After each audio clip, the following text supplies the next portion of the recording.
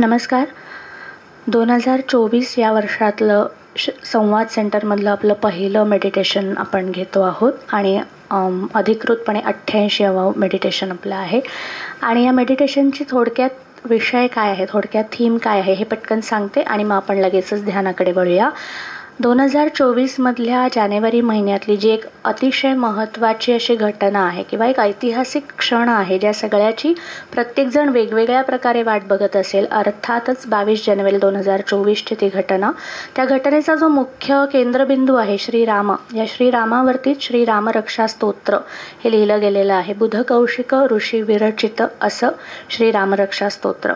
या रामरक्षा स्तोत्रावरतीच आजचं मेडिटेशन आधारित आहे. अगदी थोडक्यात या मेडिटेशनची पार्श्वभूमी काय आहे, बॅकग्राऊंड काय आहे हे सांगते आणि लगेचच आपण ध्यानाला सुरुवात करूया. हे प्रक्रियात्मक ध्यान असेल, अर्थात प्रोसेस बेस्ड मेडिटेशन. श्रीरामरक्षा असं म्हटलं की आपल्याला बहुतांशी घरांमध्ये लहानपणी हा मंत्राचं आपण पठण केलेलं आहे किंवा एक परंपरागत पिढीजात आपण हे करत आलेलो आहोत. 7-7:30ला आपण म्हणतो आणि दॅट्स इट. पण ह्या रामरक्षाच्या ज्या पहिल्या 4 ओळी आहेत, प्रत्येक मंत्राच्या पहिल्या 4 ओळींमध्ये इट इज अ मॅन्युअल. एखाद्या मशीनचं मॅन्युअल कसं असतं, यंत्राचं एक मॅन्युअल कसं असतं, तसं त्याचं सगळे महत्त्वाचे मुद्दे किंवा असं मॅन्युअलसारखं दिलेलं असतं. ते थोडक्यात बघूया. आणि रामरक्षेचा जो केंद्रबिंदू असणारा बीजमंत्र आहे, या बीजमंत्राचं मेडिटेशन आपण करणार आहोत. मुळात श्रीराम म्हटलं की आपल्या डोळ्यासमोर येतो धनुर्धारी राम. असं कधी कोणाच्या डोळ्यासमोर येतं का की असा आरामात झोपलाय राम आणि धनुष्य इकडे, बाण तिकडे आणि मग शोधाशोध चालू आहे लागेल तेव्हा? तर नाही. तर कार्यसज्ज असा श्रीराम सगळ्यांना आठवतो.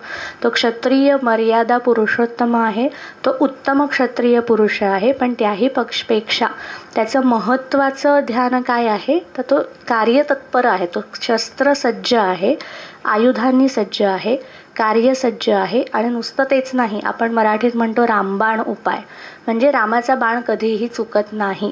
ही बाणाची ताकद नसून ही रामाची ताकद आहे. हे ज्यांना माहिती आहे त्यांना श्रीराम कळलेला आहे.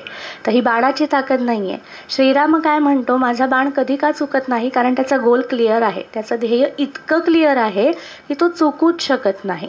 म्हणजे एक ध्येय ठरवलं, एक संकल्प ठरवला असेल तर त्याच संकल्पावरती त्याची सर्व पंचेंद्रिय किंवा आपण नेहमी म्हणतो जसं कायन वाचा मनसेंद्रियत्वा, काया वाचा मन इंद्रिय सगळं काही त्या एकाच संकल्पाशी त्याची निष्ठा आहे आणि म्हणून त्याचा बाण चुकत नाही. तेच आपण करणार आहोत. हेच तत्व, रामाचा हाच गुण आपण या मेडिटेशनच्या माध्यमातून आपल्याला याचा काही उपयोग होऊ शकतो का? मग श्री रामरक्षेची सुरुवात कशी आहे? अस्य श्री रामरक्षा स्तोत्रमंत्रस्य. पहिल्याच ओळीत दिलेलं आहे की रामरक्षा म्हणत असताना तुम्ही मुळात ठरवा की तुमची दिशा काय आहे, स्तोत्राची आहे का मंत्राची आहे. या 2 वेगळ्या दिशा आहेत. श्री रामरक्षा स्तोत्रमंत्रस्य. श्रीराम या शब्दाचा अर्थ आपण नंतर सविस्तर बघू. पण स्तोत्र आणि मंत्र, स्तोत्र म्हणजे जिथे स्तुती आहे, कौतुक आहे, जिथे भक्ती आहे. सो तुम्ही श्रीरामाचा स्तुतीपर सुद्धा आनंद घेऊ शकता आणि अनुभव घेऊ शकता. एक शुद्ध भक्तिमय अंतःकरणाने तुम्ही श्रीराम तत्व जाणून घेऊ शकता. दुसरा विषय मात्र मंत्राचा आहे. मंत्र म्हणजे मननात त्रायते इति मंत्र. जो मनाला तारून नेतो तो मंत्र. मग मनाला तारून कसा नेईल, म्हणजेच काय, तारून नेणारा म्हणजे कुठल्या तरी सिच्युएशनमधनं काहीतरी तारून नेतं, बरोबर. मग आपल्याला तारून नेतं म्हणजेच ती उपचार पद्धती आहे, ज्याला मंत्रोपचार म्हटलं जातं किंवा मंत्रशास्त्र म्हटलं जातं. मग श्रीरामरक्षा स्तोत्र मंत्र असे. मग स्तोत्र हा मुद्दा आपण थोडासा बाजूला ठेवू, कारण आपण जे ध्यान करणार आहोत ते मंत्र या मुद्द्यावरती आधारित आहे, जिथे थेरपी आहे, जिथे उपचार आहे. त्याच्यानंतर पुढची ओळ येते बुध कौशिक ऋषीही. बुध कौशिक ऋषीही म्हणजे कोण ऋषी आहे, ते कोणी रचलेलं आहे त्यांचं नाव तिथे घेतलेलं आहे. मग या बुध कौशिकांची एक वेगळी गोष्ट आहे. मग त्या ऋषींचं नाव येतं जस्ट एक्सप्रेसिंग ग्रॅटिट्यूड किंवा ज्याला आपण कृतज्ञता व्यक्त करतो. जो मंत्र म्हणतो त्याचे अधिष्ठाते ऋषी कोण हे आपल्याला माहिती पाहिजे. मग बुध कौशिक ऋषींनी ही उपचारात्मक पद्धती आपल्यापर्यंत पोहोचवली. कशी? पहिलं होतं श्री रामरक्षा. काय आहेत त्याच्यामध्येच सगळं आहे. श्री रामरक्षा 3-4च अक्षर आहेत. श्रीचा अर्थ आहे सर, ई बीजमंत्र येतो.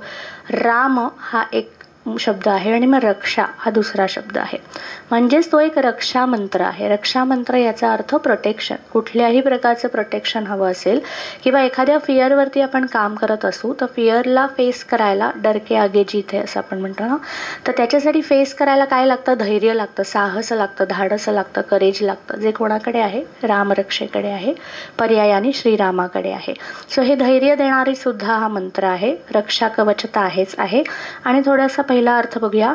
श्री सीता रामचंद्र देवता. प्रत्येक मंत्राची एक देवता असते, एक शक्ती असते. देवता काय आहे? श्री सीता रामचंद्र. छान शब्द आहे. रामसीता म्हटलेलं नाही आहे. पहिले स्त्री रूपी एका देवतेचं नाव आलेलं आहे, सीता रामचंद्र. म्हणजेच काय, आपण ऐकलंय जेथे राघव तेथे सीता. तर सीता काय आहे? तर पृथ्वी तत्व आहे. पृथ्वी याचा अर्थ ग्राउंडिंग, ज्याला आपण म्हणतो ना की आपला बेस पक्का असणं, पाया पक्का असणं.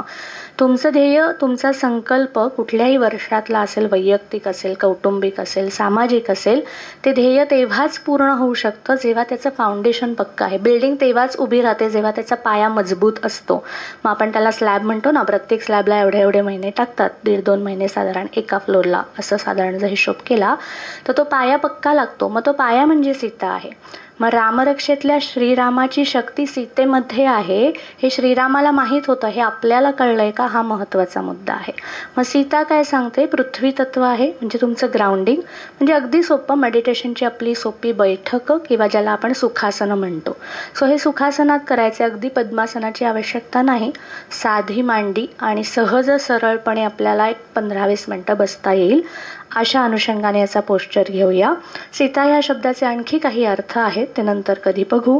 पुढे येतं रामचंद्र. आता गमतीचा भाग आहे. राम किंवा र हा बीजमंत्र अग्नी बीजमंत्र आहे. आपल्या 7 चक्रांमधलं अग्नीचं चक्र म्हणजे मणिपूर चक्र किंवा तिसरं चक्र असं आपण म्हणूया. मग मणिपूर चक्राचा विषय आहे अग्नी. राम हा त्याचाच याचा बीजमंत्र आहे, तो रम, जो आपण आज म्हणणार आहोत. आणि मग अग्नीच्या बीजमंत्र असणाऱ्या देवतेला रामचंद्र म्हटलेला आहे. रामसूर्य कधी ऐकला नाही आहे आपण, रामचंद्र म्हटलेलं आहे. सो सीता रामचंद्र या 3 शब्दांमध्ये खूप छान अर्थाची गुंफण केली आहे. सीता हे पृथ्वी तत्व आहे, राम हे सूर्य तत्व आहे आणि चंद्र हे चंद्र, म्हणजे सूर्यचंद्र नाडी म्हणतो की नाही आपण. सो असं दोन्हीचं समत्व साधणारा हा रामचंद्र आहे. म्हणजे सूर्य, अग्नी, सूर्यवंशी राजा म्हणतो आपण. सो अग्निबीज आहे, पण जिथे चंद्राची सोज्वळता, वात्सल्य, जिव्हाळा किंवा चंद्राची जी शीतल ऊर्जा आहे, तेज हे शीतल सुद्धा असतं आणि उष्ण सुद्धा असतं. सो राम हे ते तेज आहे. मग हे तेज असणारी ही देवता, त्याचा पुढे छंद दिलाय जो मंत्राचा छंद आहे, अनुष्टुप छंद. सीता शक्ती. ही प्रत्येक मंत्राची एक शक्ती असते आणि एक कीलक असतं. ही मंत्रशास्त्राची भाषा आहे. एक शक्ती, एक कीलक. मग शक्ती काय आहे याची? सीता शक्ती.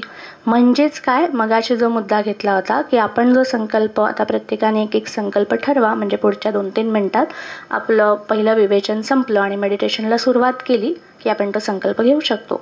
जो संकल्प तुम्ही ठरवणार आहात आणि ज्याच्यासाठी जे हे मंत्रात्मक ध्यान आपण करणार आहोत, त्याची शक्ती काय आहे? सीता शक्ती. आणि मग सीतेचे अनेक, सीता हा शब्द श्रीसूक्तात सुद्धा येतो. चिखलित, सीत, कर्दम, आनंद, श्रीसूक्ताच्या ऋषींची नावं आहेत ही. मग ते सीत तत्व काय सांगतं? आपण ज्याला सीत म्हणजे ओलावा किंवा मॉइस्ट म्हणतो ना, किंवा मॉस, किंवा आजकाल अशा प्रकारची आपण घरात झाडं लावतो की ज्याला एक 15 दिवसांनी तुम्ही पाणी घातलं तरी ती तरतात. तेच संकल्पाचं आहे. त्या संकल्पाचं एकदा बीज रोवायचं आहे, त्याच्यावरती सलग धारणा करायची आहे, सलग साधना, किंवा हे मेडिटेशन सलग 7 दिवस करू शकता तुम्ही. मग ते केल्यानंतर थोडं थांबायचं आहे, मग पुन्हा एक चार्जिंग करायचं आहे. मोबाईलचं कसं आहे ना, मोबाईल आपण 365 दिवस चार्जिंगला लावतो का? नाही लावत. मध्ये काढतो, वापरतो, मग पुन्हा चार्जिंगला लावतो. तीच पद्धत योग्य पद्धत आहे. त्याच्यानुसार आपण ते ध्यान तुम्ही करू शकता. आणि मग त्याच्यानंतर सीता शक्ती, तसं त्यातलं सीत, त्यातला जो ओलावा आहे, त्यातलं जे मॉइस्ट आहे, त्याच्यातली जी आर्द्रता आहे, याच सीतेचा आणखी एका दृष्टीने अर्थ असा की आपल्या मणिपूर, म्हणजे मणिपूर चक्राच्या आधी स्वाधिष्ठान चक्र येतं, जे इच्छांचं स्थान आहे. इच्छा, काम म्हणजेच आपल्या मनातल्या आर्त इच्छा. आणि असं म्हटलं जातं की ज्या तुमच्या संकल्पामध्ये, हे वाक्य महत्त्वाचं आहे, ज्या संकल्पामध्ये तुमच्या भावना त्याच्यामध्ये इन्क्लूड आहेत, भावनांचा अंतर्भाव आहे, तेच संकल्प पूर्ण होतील. अगदी वृक्षपणे घेतलेले नाही. म्हणून तिथे शीततत्व आहे की तुम्ही किती अटॅच आहात, तुमच्या संकल्पावर तुमचं किती प्रेम आहे. का अशा विशलिस्ट खूप आहे. माझी विशलिस्ट आहे की माझा पेडर रोडला बंगला असावा, ही माझी विशलिस्ट झाली. पण तो माझा संकल्प आहे का? अजून तरी नाही. मग आपला संकल्प वेगळा असतो आणि डिझायर किंवा विशलिस्ट वेगळी असते. आधी हा फरक कळला पाहिजे. मग ह्याच्यातला एक संकल्प निवडायचा आणि त्याच्यावर तनमन धनाने प्रेम करायचं किंवा काया वाचा मन इंद्रियांनी त्या संकल्पामध्ये शीततत्व आपल्याला स्थापन करायचं आहे की तो संकल्प पूर्ण होणार आहे. सीताशक्ती. पुढचा शब्द खूप इंटरेस्टिंग आहे. हनुमान कीलकम. श्री रामरक्षेची गुरु किल्ली हनुमानाकडे. कीलक म्हणजे चावी. म्हणजे रामरक्षा हे कुलूप ताळा किंवा कुलूप आहे आणि त्या कुलपात काहीतरी खजिना दडला आहे. त्या खजिन्याची चावी मात्र हनुमानाकडे आहे. मग हा हनुमान कोण? सोपी गोष्ट आहे. हनुमान म्हणजे वायुपुत्र, त्याला आपण म्हणतो पवनसूत. मग हनुमान म्हणजे आपल्या शरीरातला श्वास आहे. म्हणजेच काय, रामरक्षा ही श्वासावर आधारित केली असता त्याची रक्षात्मक फळं मिळतात आणि त्याची शीतरूपी संकल्पसिद्धीची फळं तुम्हाला मिळतात. हे पुढे रामरक्षेतच त्याचा उल्लेख येतो. सो श्री सीताशक्ती हनुमान कीलकम अशी जी रामरक्षा आहे ती आपण आत्ता त्याचा एक छोटासा अनुभव घेणार आहोत. रामरक्षा हा विस्तृत विषय आहे. आपण फक्त पहिल्या 4 ओळी त्याच्यातल्या बघत होतो. आणि मग या रामरक्षेचा मी मगाशी जसं म्हटलं की बीजमंत्र काय आहे, तर रामाचा रम हा बीजमंत्र. मुळामध्ये आपण राम हा शब्द जो उच्चारतो किंवा राम, राधिका, रेवती, बरेच रपासनं कुठलेही शब्द आठवा, त्यातला जो रचा तुमचा आपला उच्चार असतो हा बहुतांशी इंग्रजी आरचा उच्चार आहे. हा संस्कृत नाही. राम हा आपण इंग्लिश आरनुसार राम म्हणतो. संस्कृत उच्चारामध्ये र असं अक्षर येतं जिथे घर्षण येतं. राम, राम. या अनुषंगाने रामरक्षेकडे बघितलं असता रामरक्षेकडे बघावं लागेल आणि रामरक्षेकडे बघून चालणार नाही. सो सो रामरक्षेमध्ये बहुतांशी म्हणजे संपूर्ण रामरक्षेचा नीट अभ्यास केला तर तिथे खूपदा र येतात. रामरक्षेची आम्ही एक कार्यशाळा घेतो, त्याच्यात एक होमवर्क असतो की ते र मोजायचे आहेत, किती वेळा र आलेला आहे. कारण सगळी गंमत त्या र मध्ये आहे. आणि तो म्हणत असताना हनुमान आणि सीता यांचं भान तुमचं किती सुटत नाही यावर ठरतं की तुम्हाला त्याचे उपचारात्मक उपयोग होईल का नाही. उपयोग शब्द आला म्हणून पुढच्या शब्दाकडे जाते. श्री रामरक्षा श्री सीता रामचंद्र प्रीत्यर्थे रामरक्षा स्तोत्र जपे विनियोग. इथे पहिलं जे आहे त्याची जी सुरुवात आहे रामरक्षेची ही इथे संपते. तिथे विनियोग म्हटलंय. उपयोग आणि विनियोगमध्ये प्रचंड तफावत आहे. विनियोग याचा अर्थ ॲप्लिकेशन. सो रामरक्षा हे एक सॉफ्टवेअर दिलं आहे तुम्हाला किंवा आपण ॲप कसे डाउनलोड करतो मोबाईलवर. सो इट्स अन ॲप जे तुमचं आयुष्य खूप सुलभ बनवू शकतं जर त्याचा विनियोग कळला तर. आणि विनियोगाचा विस्तृत म्हणजे विनियोगाचं शेवटची परमावली काय असेल तर मंत्रसिद्धी अर्थात. सो ही मंत्रसिद्धीकडे नेऊ शकते. मग सोपं करायचं आहे. आपण हनुमान कळली, सीता कळली आणि श्रीरामाच्या मेटाफर किंवा जे रूपक आहे किंवा जी ऐतिहासिक रामायणाची गोष्ट आहे, श्री वाल्मिकी विरचित रामायणामध्ये चौथं महत्त्वाचं व्यक्तिचित्रण येतं ते म्हणजे लक्ष्मणाचं. मग लक्ष्मण कोण आहे? राम, लक्ष्मण, सीता आणि हनुमान असं रूपक आहे, बरोबर. मग लक्ष्मण काय सुचवतो? लक्ष्य, ध्येय. लक्ष म्हणजे ध्येय आहे. आता लक्ष्मणाचं रामायणातलं थोडंसं आठवलं तर आपल्याला कळेल की लक्ष्मण हा नेहमी संभ्रमावस्थेतला आहे. तो नेहमी गोंधळलेला आहे किंवा नेहमी हेस्टी पटकन क्विक डिसिजन घेणारा आहे. आणि श्रीराम हा जो आहे हा त्या डिसिजनला थांबवून त्याच्यातली जी आपण ज्याला म्हणतो डेस्परेट डिसिजन मेकिंग करतो ना आपण बऱ्याचदा, की भावनेच्या आहारी जाऊन, भावनांचं अधिष्ठान नाही आहे तिथे, भावनेच्या आहारी जाऊन घेतलेले डिसिजन हे लक्ष्मणाचे डिसिजन आहे.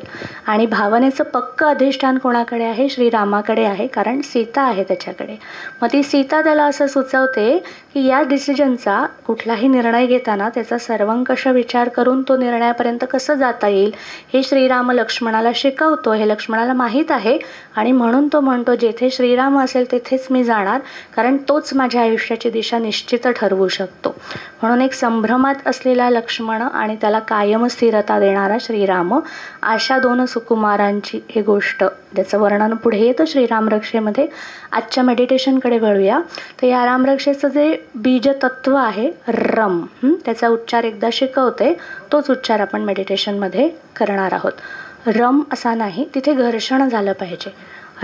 रम रम रम. आणि अनुस्वार आहे, अनुस्वार हा नाकातला उच्चार असतो, अनुनासिक किंवा नेझल व्हॉइस. सो रम रम रम रम रम. आणि आता हनुमान म्हणजे श्वासावर आधारित. मग एका श्वासात एक उच्चार घेता आला तर नथिंग लाईक दॅट. श्वास घ्यायचा, रम रम रम. प्रत्येक श्वासावरती एक रकाराचा उच्चार. आणि आपण गोल सेटिंग मेडिटेशन करणार आहोत, कारण गोल सेटिंग हा मुख्य विषय आहे श्रीरामाचा. ज्याने अप्रतिम गोल सेट केले स्वतःच्या आयुष्यामध्ये आणि मग त्याचा आपण आदर्श पुरुष म्हणून विचार करतो. आणि 4ही पुरुषार्थ ज्याने प्राप्त केले ह्या गोल सेटिंगमुळे, तर तसे गोल आपल्याला आपल्या आयुष्यात सेट करता यावेत. या अनुषंगाने आपण आता पुढचं प्रक्रियात्मक ध्यान करूया.